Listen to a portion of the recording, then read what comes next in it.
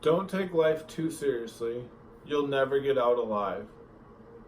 Andrew Niedfeldt was a good friend of mine, and I have plenty of memories of our time together. But I was able to speak with his wife and two of his sisters for a few more stories to share with you today. Andy was taken from us way too soon. But hopefully after today, you'll still be able to crack a smile when you think of him. We all have our own idea of who Andy was. But through these stories, I'm going to show you how he was random, selfless, and competitive. The best example of Andy's randomness comes from his wife. She recalls a time when he was working third shift, so he was sleeping during the day. He's sound asleep in their bedroom, and all of a sudden an alarm starts going off. It starts as a slow beep, beep, beep, and progressively gets faster. He shoots out of bed and runs down the hallway, completely out of it, thinking a bomb is about to go off in their apartment.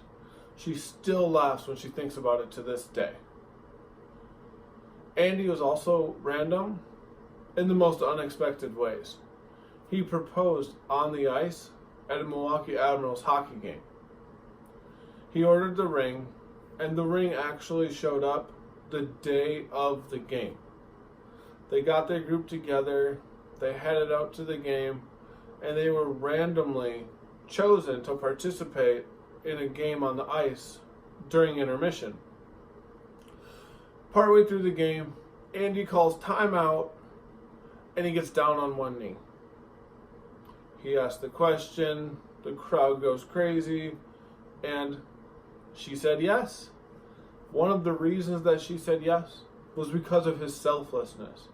His sister Amy tells me a time, shortly after he had moved in with them, and she got an email from her daughter's soccer organization.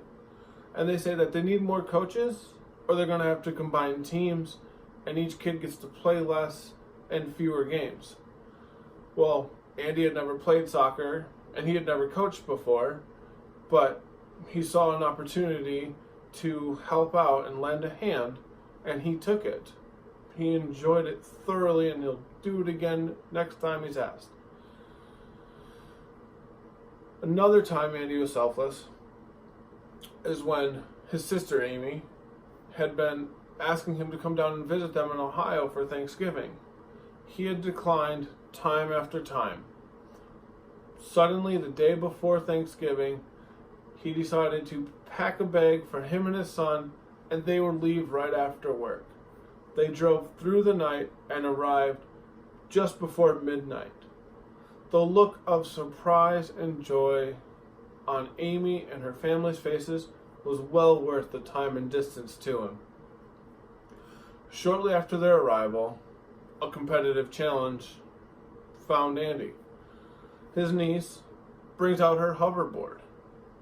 She starts gliding around on this thing like it's as easy as walking. Not to be outdone by a 12-year-old, Andy thinks he can do it too. After a couple herky-jerky rides and a couple of falls, Andy's also gliding around on this thing. His sister Christy also tells me that Andy was the first person to turn a friendly get-together into a competitive outing. She tells me that most parents take their kids to the park so they can play. Andy let the kids come to the park with him because he wanted to play. They would make obstacle courses out of the jungle gym. And even though he was twice their size, he would still try to fit through the tunnels and slide down the slides. In conclusion, Andy definitely was random, selfless, and competitive. From the way he proposed, to his last-minute trip to Ohio, to needing to learn how to ride that hoverboard, we can all see examples of Andy's randomness, selflessness, and competitiveness. Andy never did take life too seriously, so I ask you, the next time You're at the park, go play.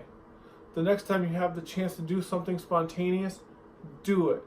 Because you never know when the next time will be the last time.